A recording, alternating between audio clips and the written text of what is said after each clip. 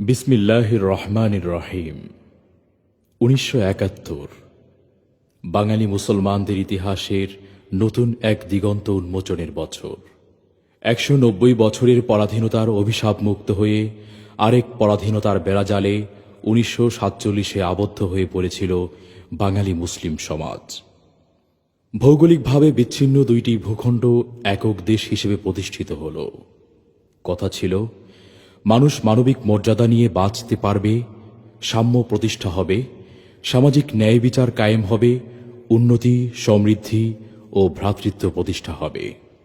কিন্তু আদতে দেখা গেল ইংরেজ উপনিবেশনের বদলে পাকিস্তানি উপনিবেশ কায়েম হয়েছে। একই দেশের একাংশের নেতারা অন্য অংশের মানুষের সাথে সাম্রাজ্যবাদী আচরণ করছে।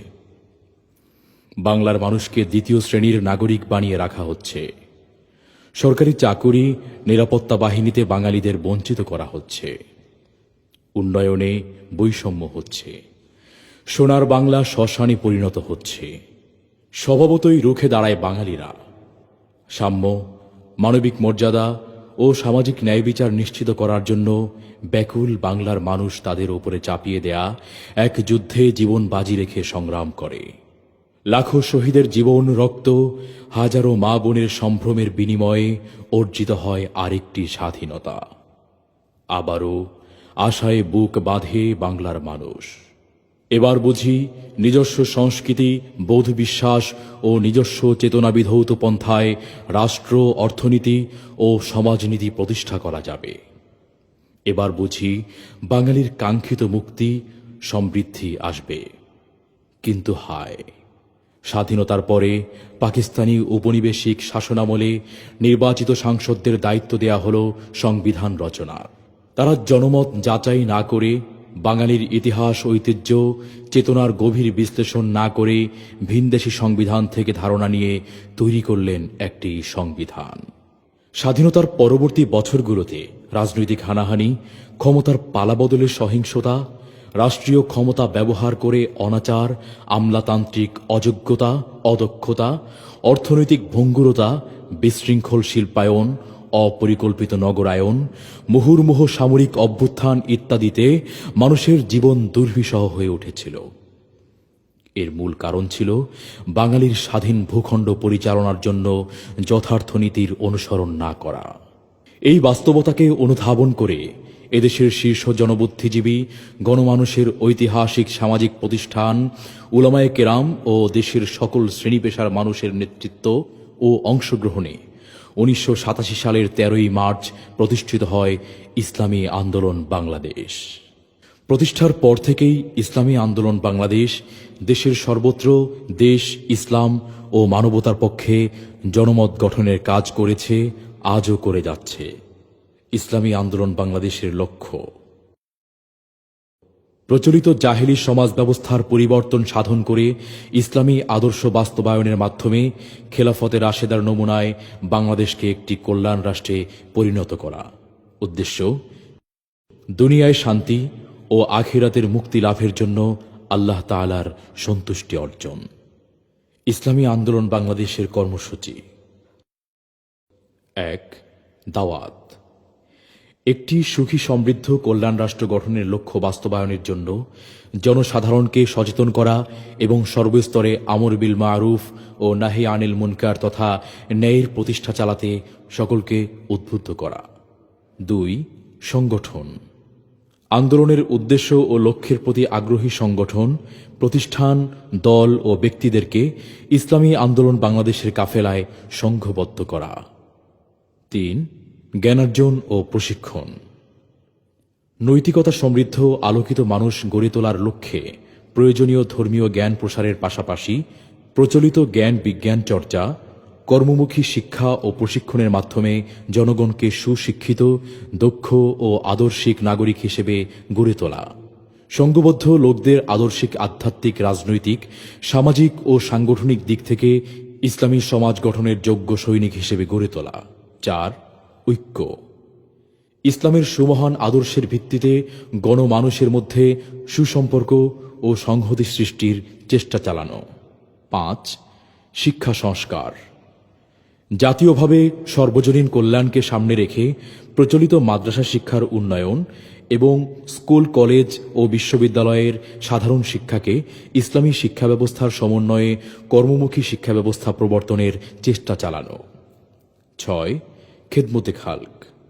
খেদমতে খালক বা সমাজের অবহেলিত বঞ্চিত মানুষের সেবা, জালিমের প্রতিরোধ এবং খেটে খাওয়া মাজলুম মানুষের অধিকার আদায়ে সক্রিয় ভূমিকা পালন করা। 7. সমাজ সংস্কার ও অর্থনৈতিক মুক্তি। সর্বস্তরে সুদ, ঘুষ, দুর্নীতি, সন্ত্রাস, খুন, ধর্ষণ, চুরি, ডাকাতি ইত্যকার সামাজিক ব্যাধি উচ্ছেদ করে গণবিপ্লবের মাধ্যমে একটি আদর্শ সমাজ গঠন করা। অপরদিকে দারিদ্র্যের অভিশাপ থেকে দেশ ও জাতিকে মুক্ত করতে সম্পদের সর্বোত্তম ও সঠিক ব্যবহার, ব্যাপক কর্মসংস্থান সৃষ্টি, দেশীয় শিল্পের বিকাশ এবং কৃষি বিপ্লবে সর্বোচ্চ গুরুত্ব প্রদানের পাশাপাশি সুদভিত্তিক সমাজ ব্যবস্থা উৎখাত করে ইসলামের জাকাত ও হালাল ব্যবসার নীতি বাস্তবায়নের মাধ্যমে একটি স্বনির্ভর ও সমৃদ্ধ জাতি হিসেবে গড়ে তোলার চেষ্টা করা। 8. অপশক্তি ও অপসংস্কৃতির প্রতিরোধ। জাহেলি অপশক্তি ও অপসংস্কৃতির সয়লাভ রোধ করে সুস্থ ধারার সৃজনশীল ইসলামী সংস্কৃতির বিকাশ ঘটানোর সক্রিয় প্রয়াস চালানো। 9. অমুসলিম বা সংখ্যালঘুদের অধিকার। অমুসলিম বা সংখ্যালঘু সম্প্রদায়ের জান মাল, ইজ্জত আবরুর নিরাপত্তা ও ধর্মীয় স্বাধীনতা সহ সকল নাগরিক অধিকারের নিশ্চয়তা বিধান। 10. গণ আন্দোলন। সমাজ ও রাষ্ট্রের অকল্যাণকামী ভোগবাদী ও খোদাদ্রোহী নেতৃত্বের অবসান ঘটিয়ে খোদাভীরু দেশপ্রেমিক যোগ্য লোকের নেতৃত্বে ইসলামী আদর্শভিত্তিক একটি কল্যাণ রাষ্ট্র প্রতিষ্ঠার জন্য সর্বসাধারণকে অনুপ্রাণিত করে গণ আন্দোলন গড়ে তোলা। ইসলামী আন্দোলন বাংলাদেশের বৈশিষ্ট্যসমূহ। 1. ইসলামী আন্দোলন বাংলাদেশ প্রচলিত কোনো দলীয় রাজনীতি নয়, বরং এটা দিন কায়েমের এক সর্বজনীন আন্দোলন, যা সম্পূর্ণরূপে আল্লাহ ও রাসূল সাল্লাল্লাহু আলাইহি ওয়াসাল্লাম নির্দেশিত এবং হযরত সাহাবায়ে কিরামের অনুসৃত পথে পরিচালিত। 2. হক্কানি ওলামা, পীর, মাশায়েখ ও দিনদার বুদ্ধিজীবীদের সমন্বিত নেতৃত্ব। 3. সাম্য, মানবিক মর্যাদা ও সামাজিক ন্যায় বিচার প্রতিষ্ঠার একটি নিরবিচ্ছিন্ন গঠনমূলক কার্যক্রম। 4. পরামর্শের ভিত্তিতে সকল কার্যক্রম পরিচালিত। 5. নারী, শিশু ও সংখ্যালঘু সহ সকল দুর্বলের পক্ষে একটি অবিরত আন্দোলন। 6.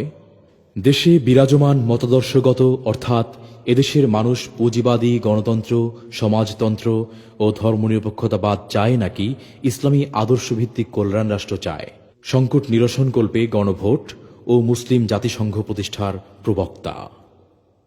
7. রুহানিয়াত ও জিহাদের সমন্বিত প্রয়াস। 8. অপশক্তি, অপসংস্কৃতি ও সকল প্রকার জুলুম নির্যাতন প্রতিরোধে সোচ্চার কণ্ঠ। 9.